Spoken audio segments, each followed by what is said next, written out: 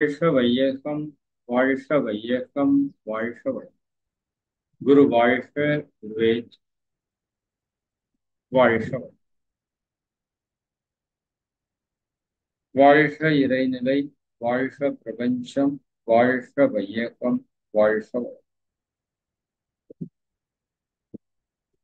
எல்லாம் வல்ல அருட்பேராற்றலையும் அதன் அனைத்து தன்மாற்ற நிலைகளையும் எங்கும் நிறைந்த குரு மகான்களையும் ஒரு சேர நினைந்து நன்றியுணர்வோடு வணங்கி ஆசான் அருட்தந்தை வேதாத்திரி மகரிஷி அவர்களே நம்மோடு சூக்குமமாக நிறைந்திருந்து இன்றைய தெய்வீக நிகழ்வுகள் அனைத்தையும் மிக சிறப்பாக நிகழ்த்தி கொடுப்பார்.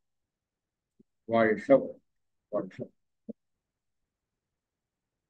வாழ்க வளம். அவர்களே மிக்க மகிழ்ச்சி.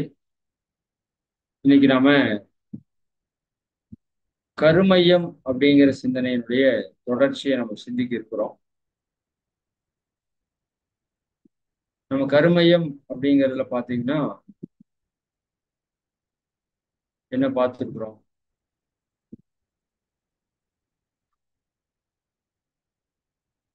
ஸ்கிரீன் தெரியுதாங்கம்மா?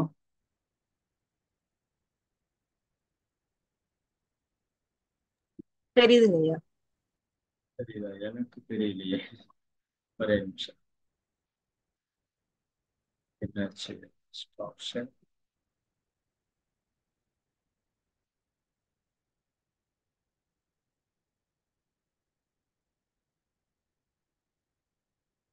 குட். சரி, இப்போ கருமையம் அப்படிங்கிற டாபிக் நம்ம பார்த்துக்கிறோம். கருமையத்துல பதிவுகள் எல்லாம் எப்படி நடக்குது அப்படிங்கிறத நம்ம கொஞ்சம் சிந்தனைக்கு எடுத்துக்கிறோம் இல்லையா? நம்மளோட பதிவுகள் கருமையத்துல எந்த மாதிரி நிகழ்ந்து கொண்டு இருக்கிறது அப்படிங்கிறத சென்ற வகுப்புல கொஞ்சம் ஜஸ்ட் டச் பண்ணாதே இல்லையா?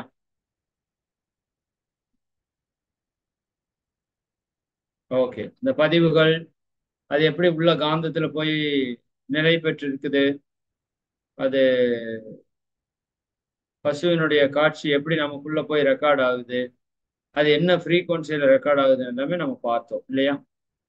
அதாவது இந்த உதாரணம் நான் பல முறை சொல்லியிருக்கிறோம்.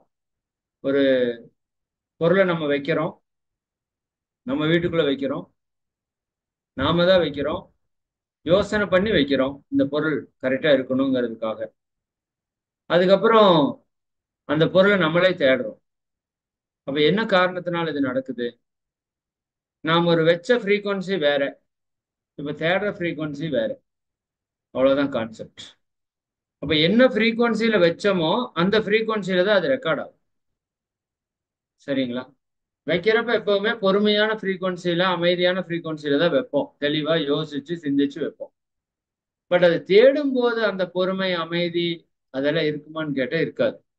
பரபரப்பா இருக்கும், உணர்ச்சி வயப்பட்ட நிலையில் இருக்கும். அப்ப போய் நம்ம அந்த பொருளை தேடும் போது கிடைக்குமான்னு கேட்டா கிடைக்காது. அப்ப அதனோட ஃப்ரீக்வன்சி வேற, இதனோட ஃப்ரீக்வன்சி வேற. இப்ப 93.5னா ஒரு ஃப்ரீக்வன்சி, அதுல அந்த சேனல்ல இருக்கிற பாடல் எல்லாம் வருது. இப்ப 95.3 அப்படின்னு வச்சுட்டீங்கன்னா அது வேற சேனலா இருக்கும். சேனல் இல்லாட்டி சும்மா சவுண்ட் இல்லாம இருக்கும். அண்டர்ஸ்டாண்ட் ஆகுது? அப்போ எல்லாமே ஒரு அலையில ஒரு குறிப்பிட்ட வேவ் லென்த்ல ரெக்கார்டு ஆகுது அப்படின்னு நீங்க புரிஞ்சுக்கோ.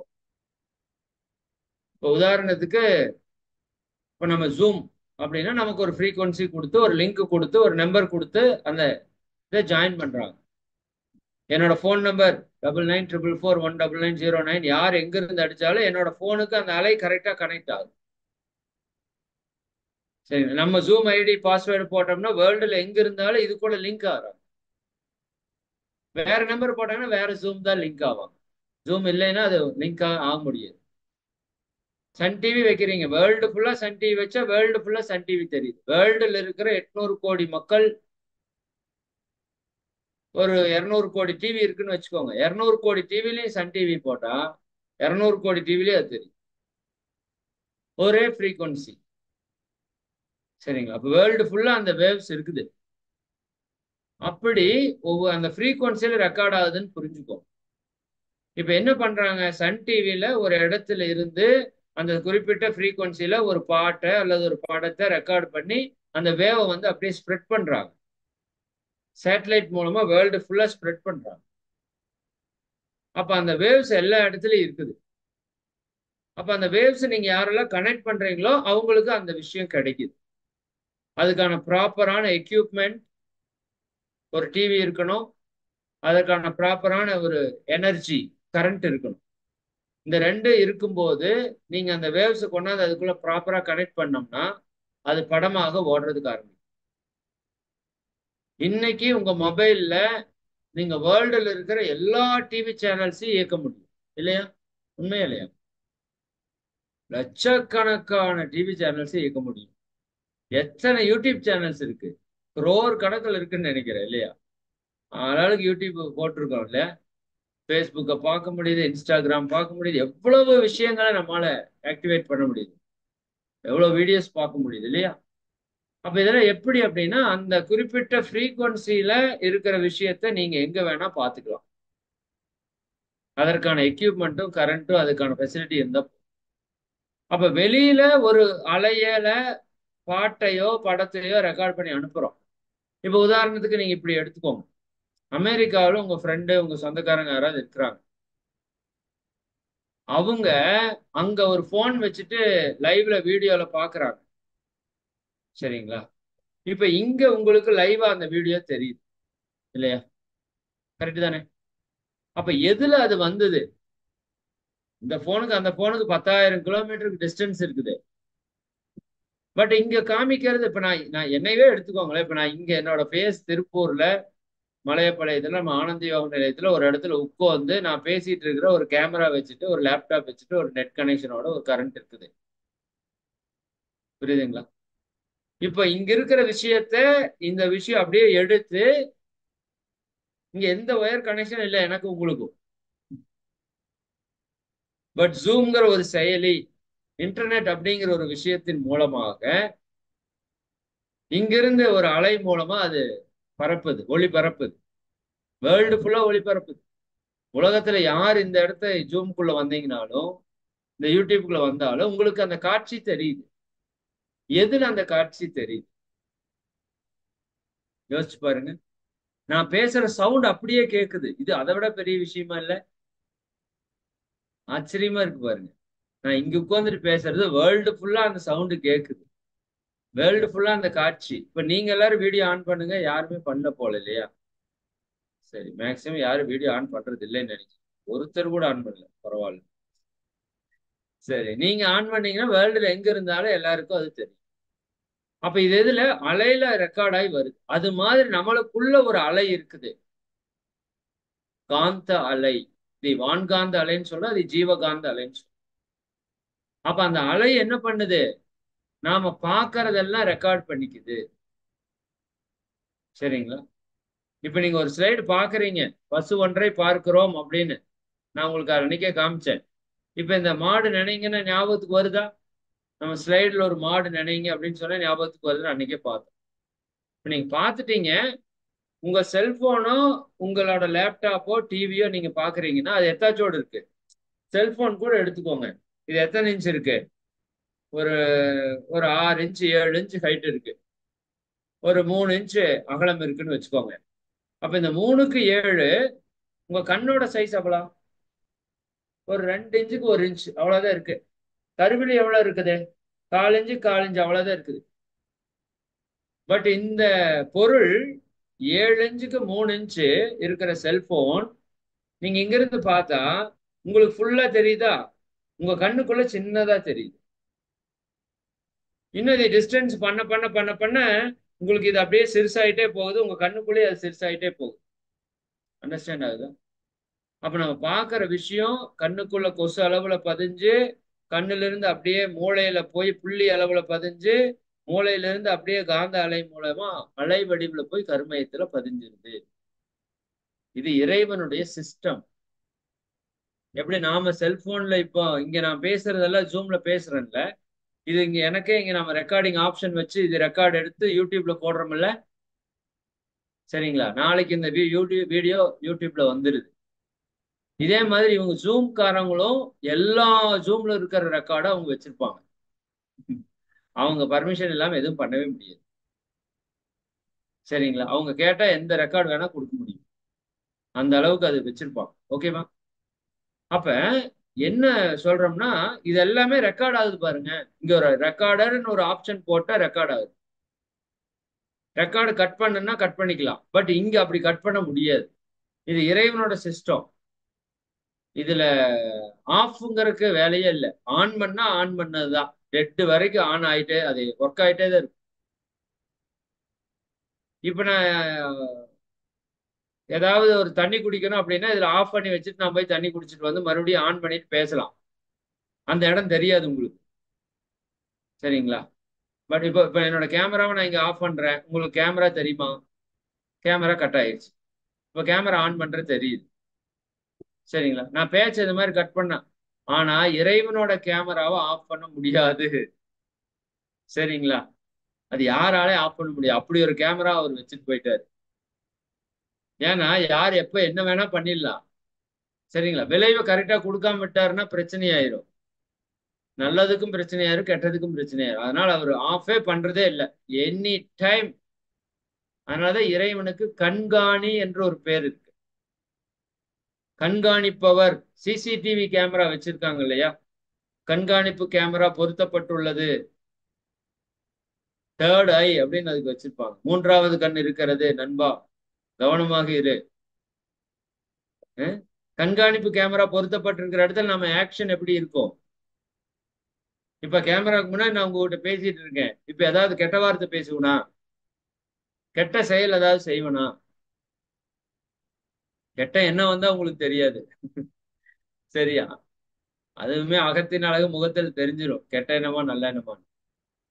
அப்ப உங்ககிட்ட எல்லாத்துக்கிட்டையும் உங்களை சுத்தி ஒரு சிசிடிவி கேமரா. பிக் பாஸ் அதுதானே?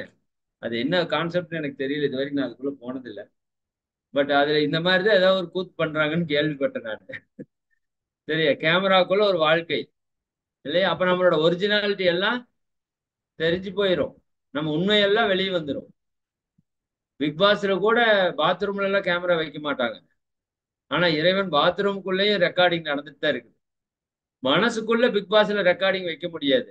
ஆனா இங்க இறைவன் மனசுக்குள்ளே ரெக்கார்டிங் வச்சிருக்கான். அதுதான் பியூட்டி. அந்த ரெக்கார்டிங்க்கு தெரியாம நீங்க ஒண்ணு நினைக்க கூட முடியாது. நினைச்சா ரெக்கார்ட் ஆயிடும். சரி, தப்பு செய்யணும்னு அவசியம் இல்லை. தப்ப நினைச்சாலே ரெக்கார்ட் ஆயிடும். அதனாலதான் வள்ளுவர் தீயவை தீய பயத்தினால் தீயவை தீயின்னு வஞ்சப்படும் ஒரு குரல்ல சொல்றாரு. தீய எண்ணங்கள் கூட மிகப்பெரிய தவறு. ஏன்னா அது செயலுக்கு கொண்டு வந்துடும். அப்ப நான் என்ன சொல்ல வரேன்னா நம்மளுடைய காந்த அலை, உடம்புக்குள்ள இருக்கிற காந்த அலை என்ன பண்ணுது? பதிவுகளை பெறுகிறது. பதிவுகளை பற்றி நம்ம கருமையத்துல கொண்டு போய் அலை வடிவுல பதிவு வச்சு, அலை வடிவுல பதியறதுல அது எப்படின்னா நிழல் மேல நிழல் அடுக்கிற மாதிரி. இப்ப நீங்க பிறந்ததுல இருந்து எவ்வளவு கேட்டிருப்பீங்க? எத்தனை வருஷம்? எத்தனை பேர் பேச்ச கேட்டிருக்கிறோம்? எத்தனை நம்ம பேசி இருக்கிறோம்? எத்தனை சாப்பிட்டு இருக்கிறோம்? எத்தனை பார்த்துருக்கிறோம்? எத்தனை ஃபீல் பண்ணியிருக்கிறோம்? எத்தனை சிந்திச்சிருக்கிறோம்? அத்தனை உள்ள ரெக்கார்டா இருக்குது. நாம பண்ண ரெக்கார்டு மட்டும் இல்ல, நம்ம அம்மா அப்பா தாத்தா பாட்டன் பூட்டி எல்லாம் பல லட்சக்கணக்கான தலைமுறைகளா பண்ண பிரிண்ட் நம்ம கருமையத்தில் இருக்குது. அதனாலதான் நான் கடைசியா சொல்லியிருப்பேன் போன வகுப்புல, கருமையம் என்பது பிரபஞ்ச சரித்திர குறிப்பு பெட்டகம். இந்த ஹோல் யூனிவர்ஸ் இறைநிலையிலிருந்து எப்படி அது இறை துகளாச்சு, விண்ணாச்சு, பஞ்சபூதமாச்சு, நட்சத்திரங்களாச்சு, கோள்களாச்சு. ஞானிகள் எப்படி சொல்றாங்க? ஏதாவது சும்மா குத்து மதிப்பா அடிச்சுடுறாங்கன்னு நினைச்சுக்காதீங்க. சரிங்க? ஞானிகள் குத்து மதிப்பா அடிக்கிறது இல்ல. அவங்களுக்கு அது காட்சியாக உணர்த்தப்படும். இப்போ நான் பேசின பேச்ச நீங்க அப்புறமா உட்கார்ந்து சிந்திச்சா ஞாபகத்துக்கு வருது இல்ல? சரிங்களா? என்னுடைய முகம் நினைச்சா உங்களுக்கு ஞாபகத்துக்கு வருது இல்ல? அது போல இந்த ஜென்மால நீங்க பார்த்தது உங்களுக்கு ஞாபகத்துக்கு வருது. அதுலயே நம்ம நிறைய மறந்துடுறோம். ஆனா நம்ம லோ ஃப்ரீக்வன்சி போனா நாம முந்தைய முந்தைய முந்தைய முந்தைய முந்தைய ஜென்மங்கள் எப்படி இருந்தோம், எப்படி நடந்ததுன்னு எல்லாம் உங்களுக்கு தெரியும். அதான் அந்த லூசின்னு ஒரு படத்துல நான் பாருங்கன்னு சொல்லி அன்னைக்கு உங்களுக்கு ரெக்கமெண்ட் பண்ணேன். எவ்வளவு பேர் பார்த்தீங்கன்னு தெரியல. ஆங்கில படம், தமிழ் மொழிபெயர்ப்பு இருக்கு. அதுல நம்ம பிரெயின் செல்ஸ் நல்லா ஆக்டிவ் ஆயிடுச்சுன்னா நம்மால என்ன பண்ண முடியும்? டைம் டிராவல் பண்ண முடியும், பின்னாடி போய் பார்க்க முடியும். மகான்கள் அப்படித்தான் போய் பார்க்கறாங்க. இறைவன்னா யாரு யாருக்கு தெரியாது. புரியுதா இல்லைங்களா? இறைவனை யாருக்கு தெரியாது. அப்ப மகான்கள் பின்னாடி போய் இறைவனை என்னன்னு ரியலைஸ் பண்றாங்க. அவங்கதான் வந்து சொல்றாங்க அது எல்லையற்றது, அது பிறப்பு இறப்பு அற்றது, அது அசைவற்றது. விண்ணை பற்றி சொல்றாரு பாருங்க திருமூலர். அதுல எப்படி சொல்ல முடியுது? எல்லா ரெக்கார்டும் நமக்குள்ள இருக்குது. நம்ம டியூன் பண்ணி போறதுக்கு நமக்கு தெரியல. சரிங்களா? இந்த செல்போன்ல நீங்க வந்ததுல இருந்து போட்டோ எடுத்த எல்லா போட்டோஸ் இருக்குல்ல, நீங்க பேசுனது எல்லாம் உள்ள ரெக்கார்ட் ஆயிருக்குல்ல. சரிங்களா? இது உங்களுக்கு எடுக்க தெரியாதா இருக்கலாம். செல்போன் ஏதாவது ப்ராப்ளம் ஆயிடுச்சுன்னா அந்த கடையில கொண்டு போய் கொடுத்தீங்கன்னா அவங்க எடுத்துடுறாங்கல்ல எல்லாத்தையும். சரியா? நம்ம போன் நம்பர் முதல் கொண்டு, மெசேஜ் முதல் கொண்டு எல்லாத்தையும் எடுத்து கொடுத்துட்றாங்கல்ல. அதற்கான நாலேஜ் இருந்தா எடுக்க முடியும். அப்ப நம்ம எந்த அளவுக்கு மெடிடேஷன்ல ஆழமா போறோமோ அந்த அளவுக்கு நம்ம பழைய பதிவுகளை கூட நம்மளால உணர முடியும். நம்ம கர்மயத்துல எல்லாமே இருக்கு. அதனாலதான் மகிழ்ச்சி சொல்லுவாங்க, மனத்திலே உலையெல்லாம் மற்றெங்கு தேடுவி, மனமது இயற்கையின் மாபெரும் நிதி என்றும். இயற்கையினுடைய மிகப்பெரிய நிதி உங்களோட மனசு. அதுல எல்லாமே இருக்குதுப்பா, அதுல இல்லாத விஷயமே இல்லை. மனத்திலே உலையெல்லாம் மற்றெங்கு தேடுவீர். சரிங்களா? அப்ப எல்லாமே நம்ம மனதுல, அலையில, கருமையத்துல ரெக்கார்டா இருக்குது அப்படின்னு நீங்க புரிஞ்சுக்கோங்க. சரியா? சரி, இதுக்குதான் மகிழ்ச்சி என்ன உதாரணம் சொல்றாங்க. ஒரு மனுஷனோட கருமையத்திற்கு உதாரணமா ஒரு மின்சார கருவியாகிய கம்ப்யூட்டர், அதை நீங்க என்ன பண்ணலாம்? உதாரணத்துக்கு எடுத்துக்கலாம். கம்ப்யூட்டர்ல என்ன பண்ணுது? அதுல ஒரு சிப் இருக்கு, சின்னதா ஒரு சிப் இருக்கு. அந்த சிப் என்ன பண்ணுது? நீங்க அந்த கம்ப்யூட்டர்ல என்னென்னவெல்லாம் டைப் பண்றீங்களோ எல்லாம் உள்ள ரெக்கார்ட் பண்ணி. சரி, அப்ப இந்த வீடியோவை நான் கம்ப்யூட்டர்ல ரெக்கார்ட் பண்ணா ரெக்கார்ட் பண்ணி. மெமரி கார்டு சிப் இருக்கு உள்ள. நம்ம செல்போன்ல எல்லாமே ரெக்கார்ட் ஆகுது. நீங்க எடுக்கிற போட்டோ, நீங்க எடுக்கிற வீடியோ எல்லாம் ரெக்கார்ட் ஆகுது. என்ன, இந்த சிப்புக்கு ஒரு கெப்பாசிட்டி இருக்கு, இவ்வளவுதான். 1 GB, 2 GB, 24 GB, 64 GB, 128 GB, 256 GB. சரிங்களா? இல்லாட்டி 512 GB, இல்லாட்டி 1 TB. சரிங்களா? 1024 GB. ஓகே, இப்படி அதுக்கு அளவு வச்சிருக்கிறோம். அந்த அளவு வரைக்கும் நீங்க பண்ணிக்கலாம். அதுக்கு மேல போயிருச்சு அப்படின்னா அது ஒர்க் ஆகாது, க்ளோஸ் ஆயிடும். ஆனா நம்ம கிட்ட இருக்குது பாத்தீங்களா, அது கோடி கோடி கோடி கோடி கோடி கோடி ஜிபி. அதுல இன்னும் அளவுனே இல்லை. ஏன்னா இது இறைவனுடைய படைப்பு. புரியுதா இல்லைங்க? அதுக்குள்ள அவ்வளவு ஜிபிஎஸ் ரெக்கார்டை நம்ம வந்து பண்ணி வச்சிருக்கிறோம். சரிங்களா? அப்ப நம்ம நம்ம நம்ம ஒரு இந்த எந்திரன் படத்துல ஒரு சிப்பு போடுவாங்க பாத்தீங்களா? நான் அந்த வீடியோ கூட காமிக்கலாம், பட் யூடியூப்ல போனா அது ப்ராப்ளமான்னு காமிக்கல. எந்திரன் படத்துல அந்த ப்ளூ சிப்புக்கு பொதுவாக ரெட் சிப்பை போட்டுருவாங்க. அந்த எந்திரன் வந்து வில்லனா மாறிடும். ரஜினி பாத்தீங்களா? நல்ல ரஜினி, நல்ல அந்த ரோபோ சிட்டி, அந்த சிப்பை மாத்தி போட்டோன்னையும் எல்லாத்தையும் அழிக்கிற ஐஸ்வர்யா தூக்கிட்டு போற அளவுக்கு அது பால் உணர்வுல முறையற்ற பால் கவர்ச்சி வரைக்கும் அது போயிடும். சரிங்களா? அப்ப அந்த சிப்ல என்ன இருக்குது? அந்த ரோபோ எப்படி ஆக்ஷன் பண்ணணுங்கிறதுக்கான ரெக்கார்ட்ஸ் இருக்குது. சரியா? இப்ப அந்த கடைசியா அந்த சிப்பை எடுத்துட்டு இந்த சிப்பை நல்ல சிப்பை போட்டோன்னே நல்லதுக்கான விஷயம் அந்த படத்துல கூட சொல்லுவாங்க. மனுஷனுக்கும் இப்படி சிப்பை மாத்துற மாதிரி இருந்ததுன்னா பிரச்சனையே இல்லையே. சரிதானே? கோபம்ங்கிற சிப்பை கழட்டிட்டு பொறுமைங்கிற சிப்பை மாட்டிக்கலாம் இல்லையா? நல்ல விஷயம். பட் அது சாத்தியம் இல்லை. நம்ம பிராக்டிஸ்ல தான் பண்ணி ஆகணும். ஃபியூச்சர்ல வருமானு தெரியல. நம்ம உடம்புல ஏதாவது சிப்பை மாட்டி விட்டுட்டா நம்ம நல்லவங்களா, எப்பவுமே நல்ல வார்த்தை பேசுறவங்களா இருப்போமா அப்படிங்கிறது கூட வரலாம் பை சான்ஸ். பட் இப்போதைக்கு ஆனா இப்ப என்னன்னா, இந்த செப்ல என்ன ரெக்கார்டு பண்றங்கிறது நம்ம கிட்ட ரைட்ஸ் இருக்கு பாருங்க. இப்ப ரைட்ஸ் இருக்கு. இதுக்கு முன்னாடி முடிஞ்சது முடிஞ்சு போச்சு. ரஜினி சொல்ற மாதிரி கதம் கதம். முடிஞ்சது முடிஞ்சு போச்சு. இனி ஒன்றும் பண்ண முடியாது. நீ காலையில ஒரு சண்டை போட்டீங்கன்னா, ஆமா சண்டை போட்டாச்சு, ரெக்கார்ட் ஆயிடுச்சு. இனி அதை பத்தி நினைச்சு கவலைப்பட்டு பிரயோஜனம் இல்லை. What next? இனிமேல் நான் யாருக்கு துன்பம் கொடுக்க மாட்டேன், எனக்கு துன்பம் கொடுக்க மாட்டேன், என்னோட பயிற்சியை சரியா செய்வேன். சரிங்க, என்னோட கேரக்டர் நான் நல்லா வச்சுக்கிறேன் இனிமேல். அப்ப இனி என்ன ரெக்கார்ட் ஆகும் சிப்ல? நல்லதே ரெக்கார்ட் ஆகும். இதனால் வரைக்கும் வந்தது பரவாயில்ல, அதற்கான விஷயத்த நம்ம அனுபவிச்சுக்கலாம், வேற வழி இல்லை. பட் இனி நல்லது இருந்ததுன்னா சிப்ல நல்லதே ரெக்கார்ட் ஆகும், விளைவு நல்லதுதான் வரும். அந்த அளவுக்கு நம்ம தெளிவில் இருக்கணும். சரிங்களா? அப்ப அந்த மனம், அதுல அந்த எண்ணங்கள், இந்த இரண்டும் தான் நம்ம கருமையத்தினுடைய மிக முக்கியமான செயல்பாடுகள்னு சொல்றோம்.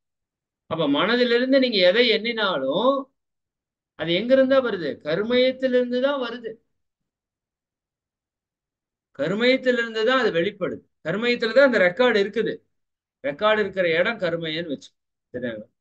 அப்ப அந்த கருமையத்திற்கும் மூளைக்கும் டைரக்ட் கனெக்ஷன் இருக்கு. மூளையில இருந்து உள்ள போய் ரெக்கார்ட் ஆகிக்குது, இந்த ரெக்கார்டு அப்படியே மேல போய் அங்க விரிச்சு காமிக்குது. சரிங்களா? அப்ப கருமையத்திற்கும் மூளைக்கும் இயற்கையிலேயே ஒரு தொடர்பு வந்து நேச்சராகவே இருக்குது. அதான் மன இயக்கம் அதுக்கு ரொம்ப ரொம்ப இம்பார்ட்டன்ட். இதுல பிராரப்த கர்மா அப்படின்னு என்ன சொல்றோம்? எந்த ஒரு செயலும் ஒரு மனிதன் பிறந்தது முதல் இறக்கும் வரையில் அவனது கருமையத்தில் பதிவு செய்யப்பட்டுள்ளது. இது உங்களுக்கு அண்டர்ஸ்டாண்ட் தானே? நாம பிறக்கறதுல இருந்து இறக்குற வரைக்கும் நாம செய்யற ஒவ்வொரு விஷயம் நம்ம கருமையத்தில் ரெக்கார்ட் ஆயிருக்கு. இதைத்தான் தன்வினை பதிவு. இந்த பிறவியில நான் செய்த பதிவுகள் எல்லாம் தன்வினை பதிவு அல்லது பிராரப்த கர்மம் என்று நம்ம சொல்றோம். இந்த பிறவியில், அதுவும் 3 வயசுக்கு அப்புறம் தான் பதிவு முழுமையா நிகழும். ஏன்னா 3 வயசு வரைக்கும் அந்த மூளை கட்டப்படாததால நல்லா நீங்க என்னதான் பேக்ல ரிவர்ஸ்ல யோசிச்சாலும் உங்களுக்கு 2 வயசுல நீங்க என்ன பண்ணீங்கன்னு உங்களால ஞாபகப்படுத்த முடியாது. பட் அந்த ரெக்கார்டெல்லாம் இருக்குது நம்ம கிட்ட. நீங்க தியானத்துல ஆழ்ந்து போனீங்கன்னா நீங்க 2 வயசுல என்ன பண்ணீங்கன்னு கண்டுபிடிக்கலாம். ஏன் 1 வயசுல என்ன பண்ணா கண்டுபிடிக்கலாம். ஏன் அம்மா வயிற்றுக்குள்ள என்ன பண்ணிட்டு இருந்தாங்கிறது கூட கண்டுபிடிக்கலாம். அந்த அளவுக்கு நமக்கு, ஏன்னா அம்மா வயிற்றுக்குள்ள இருக்கிறப்ப கூட நமக்கு ரெக்கார்ட் ஆயிட்டு தானே இருக்கு. உள்ள ரெக்கார்டு ஆட்டோமேட்டிக்கா ஆயிட்டு தான் இருக்கு. அம்மா சாப்பிட்ட சாப்பாடு முதல் கொண்டு நமக்கு அந்த ரெக்கார்ட்ல வந்துட்டு தான் இருக்கு. ஆனா அந்த அளவுக்கு நம்ம டீப்பா போகணும். ஓகே. அப்ப பிராரப்த கர்மம்னா என்ன? இந்த பிறவியில நான் என்னென்னவெல்லாம் செஞ்சனோ, சொன்னனோ, நினைச்சனோ, எல்லா ரெக்கார்டு இருக்கு பாருங்க, அதுக்கு பேர் பிராரப்த கர்மான்னு பேர். இதே முற்பிறவியிலிருந்து எனக்கு வந்த கர்மாவெல்லாம் உங்களுக்கு தெரியும், சஞ்சித கர்மான்னு பேர். அது கொஞ்சம் நெஞ்சம் இல்லை, மூட்டை மூட்டையா இருக்கிறதால அதுக்கு பேரு சஞ்சி. அப்படின்னா மலையாளத்துல மூட்டை அப்படின்னு பொருள். சரிங்களா? அப்ப அது மூட்டை மூட்டையா இருக்கிறதுனால அதுக்கு பேரு சஞ்சித கர்மா. இது முன்னோர்கள் செய்த வினை வித்தில் உண்டு, மூளையிலே உன் செயல் பதிவு அனைத்தும் உண்டுன்னு மாதிரி சொல்லும். அப்ப இந்த கருமையம் அப்படிங்கிறது என்ன? மரணத்திற்கு பிறகு இந்த உடல் அழிந்துவிடும், ஆனால் இந்த கருமையம் அப்படிங்கிற அந்த காந்த ஆற்றலின் திணிவு அழிந்து போவது. ஒரு மரணம் நிகழுது, இதை பத்தி நம்ம பின்னாடி தெளிவா பார்ப்போம். அதாவது பிறப்புக்கு முன் இறப்புக்கு பின் உயிரினுடைய நிலை என்ன அப்படிங்கறத பத்தி நம்ம தெளிவா பார்ப்போம். நேத்திக்கு நம்ம அழகர் ஐயா அவங்க இதை பத்தி ரொம்ப ஆழமான விளக்கம் கொடுத்தாங்க. ஆத்மா, ஆத்மாவின் ராகங்கள் அப்படின்னு போட்டிருப்பாங்க. ஆத்மா பற்றிய சான்ஸே இல்லை.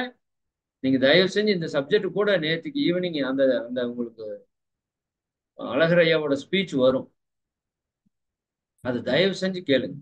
ரொம்ப எக்ஸ்ட்ராடினரி ஸ்பீச் அது, வாய்ப்பே இல்லை. அழகர் ஐயா உரையெல்லாம் வேதாத்திரி மகரிஷி அவங்களே பார்த்து வியந்து பார்ப்பாங்களாம். ஆழியார் அழகர் ஐயா பேச விட்டுட்டு அவர் இப்படி பேசுறாங்கன்னு பார்ப்பாங்களாம். அந்த அளவுக்கு ஒரு எக்ஸலண்டான ஒரு ஆசிரியர் வந்து அழகர் ராமானுஜம் ஐயா. அவங்களாம் நமக்கு கிடைச்ச பெரிய பொக்கிஷம். நம்ம எல்லாம் அவங்கள பயன்படுத்திக்கணும், அவங்கள மூலமா நல்ல உயர்ந்த நிலைக்கு அறிவு நிலையில செல்லணும். ஓகேங்களா? அப்ப நீங்க இந்த அந்த சப்ஜெக்ட் தயவு செஞ்சு கேளுங்க. கருமையம் அப்படின்னாலும் ஆத்மானாலும் ஒண்ணுதான். ஆன்மா வேற, கருமையம் வேற இல்லை, ரெண்டுமே ஒண்ணுதான். நீங்க கருமையத்தை பத்தி பேசினாலும் ஆன்மாவை பற்றி பேசினாலும் ஒன்றுதான். அதை பத்தி அவ்வளவு தெளிவா இனிமேல் உங்களுக்கு அதுல டவுட்டே வராதுங்கிற அளவுக்கு பண்ணிருப்பாங்க. உயிர்னா என்ன, ஆத்மானா என்ன, சரி அது எப்படி இயங்குது, கருமையம்னா என்ன, அது எப்படி இயங்குது, ரெண்டும் ஒண்ணுதான். அப்ப அந்த கருமையத்தோட இயக்கம் என்ன, அந்த கருமையம் திணிவு பெற்ற காந்த களத்தால் ஆயிருக்கு இல்லையா? அப்ப இந்த உடல் அழிஞ்சு போகுது, உடம்புல இருந்து உயிர் பிரியுது. அப்ப இந்த உடல் பஞ்சபூதங்களோடு இணைந்து விடுது. அது நீங்க நெருப்புல போட்டு எரிச்சாலும் சரி, அல்லது மண்ணுல போட்டு புதைச்சாலும் சரி, உடல் அழிஞ்சு போயிடும். ஏன்னா அந்த உடல்ல உயிர் ஆற்றல் இல்லை அப்படின்னா உடல் செல்கள் எல்லாம் செயலிழந்து போயிடும், அழிஞ்சிரும். அது டீகம்போஸ் ஆகி இயற்கையோட இயற்கையா போய் சேரும். ஆனால் இந்த கருமையம் சொல்றோம்ல ஆத்மா, இது அழியாது. இதுக்குள்ள நிறைய ரெக்கார்ட்ஸோட அது இருக்குது. சரிங்களா? இந்த ரெக்கார்ட்ஸை பொறுத்து அது 4 நிலைகளுக்கு செல்லும். ரொம்ப மோசமான ரெக்கார்ட்ஸா இருக்குதுன்னா அது பூமியிலேயே தான் கிடக்கும். பூமியை விட்டு மேலேயே ஏற முடியாது.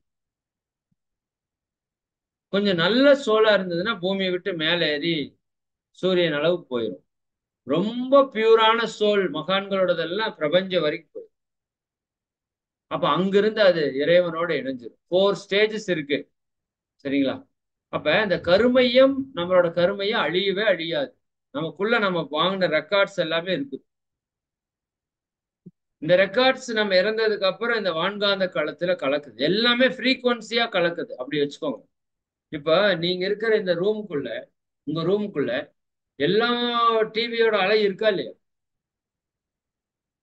நீங்க இருக்கிற ரூம்ல ஒரு டிவி கொண்டாந்து வச்சு, ஒரு கேபிள் கனெக்ஷன் கொடுத்து, ஒரு கரண்ட் கனெக்ஷன் கொடுத்துருங்க. கேபிள் கூட தேவையில்லை, நெட் கனெக்ஷன் கொடுத்துருங்க, வைஃபைல கொடுத்துருங்க. சரிதானே? டிவி ஆன் பண்ணுங்க. உங்க செல்போன் வச்சுக்கோங்களேன். அதான் சொன்னாப்லையா, உங்க செல்போன் வச்சுக்கிட்டு வேர்ல்டுல எல்லாத்தையுமே உங்களால இதுல ஓபன் பண்ண முடியுது. சரிங்களா? அப்ப எதுல இது நடக்குது அப்படின்னா, அந்த காந்த அலை எல்லா இடத்துலயும் இருக்கு. அப்படி நம்ம இறந்ததுக்கு அப்புறம் அந்த காந்த அலை இந்த பிரபஞ்ச வான்காந்தத்தோடு இணைஞ்சிருக்கும். ஓகேவா? அந்த அலையில நல்ல அலைகள் இருந்து ஒரு திருப்தியான வாழ்க்கையை வாழ்ந்திருந்ததுன்னா அது சீக்கிரம் உயர்ந்த நிலைக்கு போயிடும். இல்ல மோசமான அலைகள், கெடுதலான அலைகளா இருந்தது அப்படின்னா அது இங்க இருக்கிற மக்களோட இணையறக்க ஆரம்பிச்சு, இணைஞ்சு அந்த பதிவுகளை கழித்துட்டு அது தூய்மையாகும். சரி, அதனாலதான் இந்த ஆக்சிடென்ட் கேசஸ் எல்லாம் நிறைய உள்ள ஆசைகள் ஆதங்கங்களை வச்சிருப்பாங்க. அந்த ஃப்ரீக்வன்சி யாராவது ஒருத்தர் கூட போய் மெர்ஜ் ஆகும். அப்படித்தான் அது கழிக்கிறதுக்காக போகும். பட் ஒத்த தன்மை இருக்கிறவங்ககிட்ட தான் போகும். இப்ப நான் ஒரு கோபப்பட்டு ஒரு உணர்ச்சியை வச்சிருக்கிறேன் என்னோட கர்மயத்துல, அன்பு செலுத்தி ஒரு கர்மயத்துல ஒரு உணர்ச்சியை வச்சிருக்கேன். நான் இறந்ததுக்கு அப்புறம் என்னோட அலை அப்படியே விரியிருக்க ஆரம்பிக்குது. எங்க வரைக்கும்? பிரபஞ்சம் வரைக்கும் அது விரிஞ்சுட்டே இருக்குது. அப்ப இது யாரெல்லாம் கோபப்படுறாங்களோ அந்த இடத்துல என்னோட கோப அலை போய் இணைஞ்சு அவரை ஸ்டிமுலேட் பண்ணுது. இன்னும் நல்ல விஷயம் எங்கிட்ட இருக்குது அப்படின்னா அது அவரு கூட போய் இணைந்து ஸ்டிமுலேட் பண்ணும். இப்ப வேதாத்திரி மகரிஷி அவர்களுக்கு வள்ளலாருடைய ஆத்மா வந்து அவரோட 10 ஆண்டுகள் இணைந்து அவரை வழி நடத்தினத மகரிஷி வந்து தெளிவா நமக்கு வந்து சொல்றாங்க. இந்த மாதிரி ஒரு நாள் பௌர்ணமி இரவு மகரிஷி வெளியில தூங்கிட்டு இருக்காங்க, படுத்திருக்காங்க திண்ணையில. 12 மணி சுமார். அப்போ ஒரு வெள்ளை உருவம் காட்சி அளிக்குது. எந்திரிச்சு பாக்குறாரு. பார்த்தா அது வள்ளலார் தான். அவரால் உணர முடியுது. வீட்டுக்குள்ள யாராவது கூப்பிடலான்னா அதுக்கு முடியல, அனுமதியும் இல்லை. அப்ப வள்ளலார் சொல்றாரு, இந்த மாதிரி நான் உன்னோட ஒரு 10 வருஷம் இருக்க போறேன்ப்பா. சரி, என்னோட பணிகள் இருக்குது, சில உன் மூலமா செய்ய போறேன். இது இப்போதைக்கு நீ யாருக்கிட்டையும் சொல்லாத அப்படின்னு சொல்லிட்டு அவர் மறைறாரு. அப்ப இது என்னன்னா, அந்த ஆத்ம சக்தியோட நாம கனெக்ட் பண்ண முடியும். எல்லாமே வேவ்ஸ் தான். இப்ப சூரியன் எஃப்எம் வேணும்னா நீங்க ஒரு சேனல்ல லிங்க் பண்ணி பண்ணிக்கலாம்ல. அந்த மாதிரி மகான்களுடைய ஆத்மா கூட நம்ம இணைய முடியும். சரிங்களா? யாருடைய ஆத்ம சக்தி கூட நம்ம இணைய முடியும். எல்லாமே ஃப்ரீக்வன்சி அப்படி வச்சுக்கோங்க. எல்லாமே அலையில இருக்குது. சரிங்களா? அப்ப காந்த கருமையம் அது அழியறது இல்லை. அப்ப கருமையம் என்பது பிரபஞ்ச ரகசியங்கள் அனைத்தும் அடங்கிய ஒரு தெய்வீக நீதி. தெய்வீக நிதின்னு போட்டிருக்கணும், தப்பா அடிச்சிருக்காங்க. தெய்வீக நிதி. நிதினா அல்ல அல்ல குறையாது. இப்ப நம்ம கருமையங்கிறது என்ன? இந்த பிரபஞ்ச ரகசியங்கள் அத்தனையும், எப்படி கோள்கள், நட்சத்திரங்கள், உயிர்கள் எல்லாமே A to Z நம்மால உள்ள போய் நம்ம கருமையத்துக்குள்ள பார்க்க முடியாது. அது அடங்கிய ஒரு தெய்வீக நிதி. இன்னொன்னு சொல்லுவாங்க, கருமையம் தெய்வீக நீதிமன்றம்னு சொல்லுவாங்க. நீதிமன்றம்னா என்ன? குற்றவாளிகளுக்கு தண்டனை கொடுக்கிற இடம். இதுதான் இஸ்லாத்துல இறுதி தீர்ப்பு நாள் ஒரு நாள் இருக்குது. அதுக்கு நீ பயந்து வேலை செய்ய வேண்டும். நீ சௌரியத்துக்கெல்லாம் ஆட முடியாது. எல்லாத்துக்கும் ஆப்பு வச்சிருவான் இறைவன். எந்த செயல் செய்தாலும் விளைவு வந்தே தீரணும்.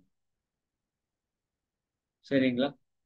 அப்ப அந்த தெய்வீக நீதிமன்றத்துல இப்போ கருமையத்துக்கு இன்னொரு பேர் என்னன்னா சித்திரகுப்தன் அப்படி ஒரு பேர் இருக்கு.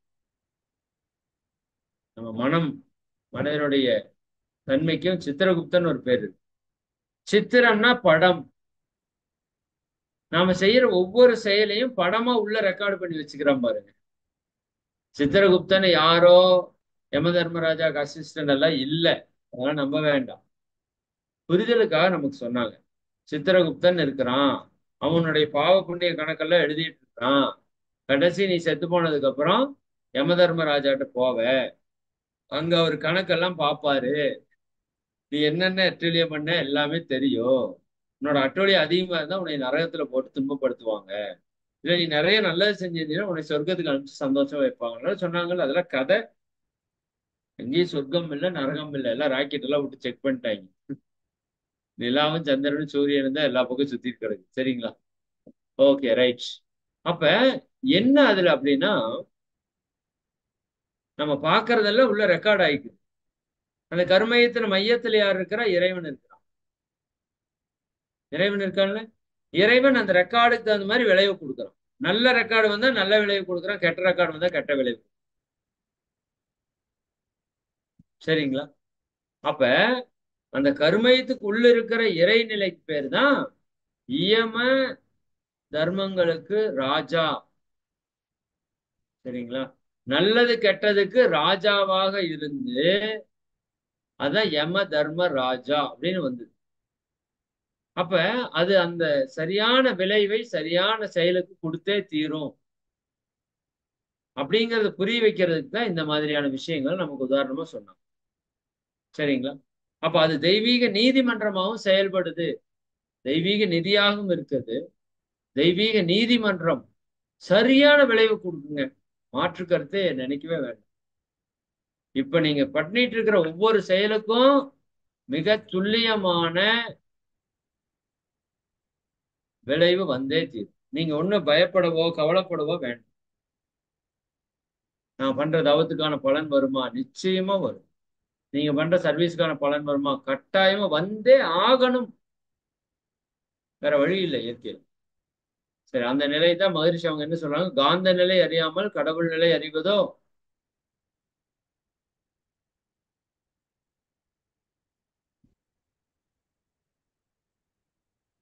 அடுத்தது கருமையம் அறியாமல் அறிவினை அறிவது. மாந்தராக வாழுகின்ற மாண்புடைய எவருக்கும் மாற்று வழி தத்துவத்தில் விஞ்ஞானத்தில் இல்லை. இறைவனை உணரணும், அறிவை உணரணும், பேரின்பத்தை அனுபவிக்கணும், வேற மாற்று வழியே கிடையாது. காந்த நிலையும் கருமையத்தையும் அறிவையும் நீங்க உணர்ந்தாதான் இது உணர முடியும். மாண்புடைய எவருக்கும் மாற்று வழி தத்துவத்திலும் கிடையாது, விஞ்ஞானத்திலையும் கிடையாதுன்றார். Okay, super. இதுல அப்படித்தான் கம்ப்ளீட் பண்ணியிருக்கேன். அதே டேட்ல கம்ப்ளீட் பண்ணிக்கோ. லாஸ்ட் இயர் கம்ப்ளீட் பண்ண ஸ்லைடு. ஓகே, சரி, ஓகே. இதோட நிறைவு பண்ணிக்குவோம் காலம் கருதி. நம்ம உங்களை எல்லாம் வாழ்த்திட்டு அடுத்த வகுப்புல நம்ம தொடரும். வாழ்க வளமுடன். நீங்களும் உங்கள் அன்பு குடும்ப உறுப்பினர்கள் அனைவரும், உலக உயிர்கள் பிரபஞ்ச உயிர்கள் அனைத்தும் அருட்பேராற்றல் கருணையினால் உடல் நலம், நீலாயுள், நிறை செல்வம், உயர்ப்புகள், மெஞ்ஞானம் ஓங்கி வாழ்க வளமுடன், வாழ்க வளமுடன், வாழ்க வளமுடன், வாழ்க வளமுடன். நண்பர்களுக்கும் நன்றி. நண்பர்களே, ஒரு மிக முக்கியமான அறிவிப்பு நான் திரும்ப திரும்ப சொல்லிட்டே இருக்கிறேன். நீங்களும் அதை திரும்ப திரும்ப கேட்டே இருக்கீங்க. மே மாதம் மாணவர்களுக்கான பயிற்சி நம்ம திட்டமிட்டு இருக்கிறோம். உங்க எல்லாருக்குமே தெரியும். அதை பத்தி நிறைய நான் பேசிட்டேன். அதை பத்தின வீடியோஸ் எல்லாம் வந்திருக்கு. உங்களுக்கு தெரிஞ்சவங்க எல்லாருக்கும் அந்த வீடியோஸை ஷேர் பண்ணுங்க, அந்த போஸ்டர்ஸை ஷேர் பண்ணுங்க. ஆளுக்கு ஒரு 10 அன்பர்களுக்காவது இதை பத்தி தயவு செஞ்சு சொல்லுங்க. நாம் கிட்டத்தட்ட எண்ணிய வயல ஆனந்த யோக பயிற்சியில கிட்டத்தட்ட 200 பேர் இருக்கும். நீங்க ஆளுக்கு 10 பேருக்கு சொன்னா 2000 பேருக்கு போய் சேர்ந்துடும். எப்பவுமே நல்லா புரிஞ்சுக்கோங்க. பயிற்சி செய்யறது எவ்வளவு முக்கியமோ அந்த அளவுக்கு தொண்டு செய்யறது முக்கியம். ஏன்னா பயிற்சியால சில விஷயத்தை தான் குணப்படுத்த முடியும், சில விஷயத்தை குணப்படுத்த முடியாது. தொண்டுனாலதான் சில விஷயத்தை குணப்படுத்த முடியும். அதனால உங்களுக்கு தெரிஞ்சவங்க எல்லாத்துக்கும் சொல்லுங்க. வரணும்னு கட்டாயம் கூட பண்ண வேண்டாம். உங்களுக்கு தெரிஞ்சவங்க எல்லாருக்கும் சொல்லுங்க. நிச்சயமா உங்க வீட்டுல இருக்கிற குழந்தைகளை முதல் தாட்டி விட முயற்சி பண்ணுங்க. ரொம்ப ஜாலியா இருக்குங்க, என்டர்டைனடா இருக்கும். நாம இங்க பேசுற மாதிரி சப்ஜெக்ட்ஸ் எல்லாம் அவங்களுக்கு பேச முடியாது. ரொம்ப நல்ல எக்ஸலண்டா அவங்க என்ஜாய் பண்ற மாதிரியான விஷயமா தான் இருக்கும். பட் அது கூட ஆன்மீகத்தையும் யோகாவையும் அவங்க வாழ்க்கைக்கு தேவையான எல்லா விஷயத்தையும் கொடுக்கறதுக்கு ஒரு முயற்சி பண்றோம். அதனால நிச்சயமா இது கொஞ்சம் கடுமையா முயற்சி எடுக்கணும். நல்லதுக்கு இப்ப நீங்க ஏதாவது பக்கம் ஷோ கூட்டிட்டு போகணும், டூர் கூட்டிட்டு போகணும்னா பிரச்சனையே இல்லை. இப்போ சொன்னா 100 பேர் புக் ஆயிடும். புரியுதுங்களா? ஆனா நல்லதுக்கு நம்ம கொஞ்சம் வேலை செய்யணும். நீங்க எல்லாம் சிறப்பா செய்வீங்கன்னு நம்புறேன். அதனால உங்களுக்கு எல்லாத்துக்கும் ஒரு கூகுள் ஃபார்ம் அனுப்புறேன். சரிங்களா? நீங்க ஒரு 2 நாள்ல ஒரு 10 பேர் உங்களுக்கு தெரிஞ்சவங்க, சரிங்களா, பசங்க, பொண்ணு, குட்டீஸ், யாரோ ஒரு ஒரு 10 பேருக்கு அவங்க பேரண்ட்ஸ் கிட்ட பேசி இந்த மாதிரி ஒரு வாய்ப்பு இருக்குது, போக முடியுமா, போயிட்டு வாங்க, ரொம்ப நல்லா இருக்கும் அப்படிங்கிறத நீங்க தயவு செஞ்சு சொல்லுங்க. பெரியவங்களுக்கு 7 நாள், குட்டீஸுக்கு 5 நாள் பிளான் பண்ணியிருக்கோம். பாய்ஸ் தனியா, கேர்ள்ஸ் தனியா பிளான் பண்ணியிருக்கோம். Fees very very minimum. 7 நாளுக்கு ஃபுட்டு, அகாமடேஷன், பயிற்சி எல்லாம் சேர்த்து 2500 வச்சு. கூட பேரண்ட்ஸ் வந்தா தங்கிக்கலாம். அவங்களுக்கு 1500 கொடுத்தா போதும் உணவு. இதுதான். இதுக்கு மேல இன்னும் லெஸ் பண்றதுக்கெல்லாம் வாய்ப்பே இல்லை. ஆனா பட் வெரி வெரி எக்ஸலண்ட் ப்ரோக்ராமா இருக்கும். அதனால இந்த வாய்ப்பை நீங்க நல்லா பயன்படுத்திக்கோங்க. சமுதாய மாற்றத்திற்கு இது ரொம்ப ரொம்ப தேவையா இருக்கு. சரிங்களா? சரி, மிக்க மகிழ்ச்சியமா நிறைவு பண்ணிக்கலாம். வாழ்க்கை. மிக்க நன்றிங்க ஐயா. நல்ல ஒரு ஆழமான சிறப்பான சிந்தனையாக இருந்தது ஐயா. கருமையம் பற்றி இன்றைக்கு ஐயா ஆழமான சிந்தனை கொடுத்திருந்தாங்க. நாம எல்லாரும் ஒரு ஃப்ரீக்வன்சிங்கிற அலைகளால தான் சூழப்பட்டு இருக்கிறோம். அது எப்போது இயங்கி கொண்டுதான் இருக்கு. நாம எந்த வேவோட கனெக்ட் ஆகுறோமோ அதோட இணைஞ்சு கொள்ளவும் முடியும். அதுக்கு வான்காந்த அலைன்னு பேருன்னு சொன்னாங்க. அதே மாதிரி நமக்குள்ளேயும் ஒரு அலை இயங்கி கொண்டுதான் இருக்கு. அது ஜீவகாந்த அலைன்னு சொல்லப்படுது. எங்கும் எப்போதும் நம்ம சூழ்ந்துள்ள வான்காந்த அலையாகிய இறைவனுடைய கேமராவை எப்போதும் ஆஃப் செய்யவே முடியாதுன்னு சொன்னாங்க. நம்ம முன்னோர்கள் உருவாக்கிய பதிவுகள் அனைத்துமே நம்ம கருமையத்துல பதிஞ்சிருக்கும். நாம எண்ணக்கூடிய எண்ணங்கள், செய்யக்கூடிய செயல்கள் எல்லாமே நம்ம ரெக்கார்ட்ஸ்லாம் இருக்கிற கருமையத்துல இருந்துதான் வெளிவருதுன்னு சொன்னாங்க. மரணத்துக்கு பின்னாடி உடல் மட்டும்தான் அழியும். ஆனா காந்த ஆற்றலின் திணிவாகிய கருமையம் என்பது அழிந்து போவதில்லைன்னு ஐயா தெளிவா விளக்கம் கொடுத்தாங்க. மிக்க நன்றிங்க ஐயா. ஆழ்ந்ததொரு இறைநிலை தவத்தையும் சிறப்பானதொரு சிந்தனை உரையையும் அளித்த இறை மதன் ஐயா அவர்களை அனைவரும் துரிய நிலையிலிருந்து வாழ்த்துவோம். துரியம். இறையாசிரியர் இறை மதன்குமார் ஐயா அவர்கள் வாழ்க வளமுடன். இறையாசிரியர் இறை மதன்குமார் ஐயா அவர்கள் வாழ்க வளமுடன். ஐயா அவர்களும் அவரது குடும்ப உறுப்பினர்கள் அனைவரும் அருட்பேராற்றல் கருணையினால் உடல் நலம், நீலாயுள், நிறை செல்வம், உயர் புகழ், மெய்ஞானம் ஓங்கி வாழ்க வளமுடன், வாழ்க வளமுடன், வாழ்க வளமுடன். சில முக்கிய அறிவிப்புகள். இன்று மாலை 5:15 மணிக்கு ஞானகானம், காயகல்ப கவி, காயகல்ப பயிற்சி, ஆழ்நிலை தியானம். அதனைத் தொடர்ந்து சிறப்பு சிந்தனை உரை நடைபெற உள்ளது. அன்பர்கள் அனைவரும் கலந்து கொண்டு ஆன்ம தூய்மை பெறுவோம். இரவு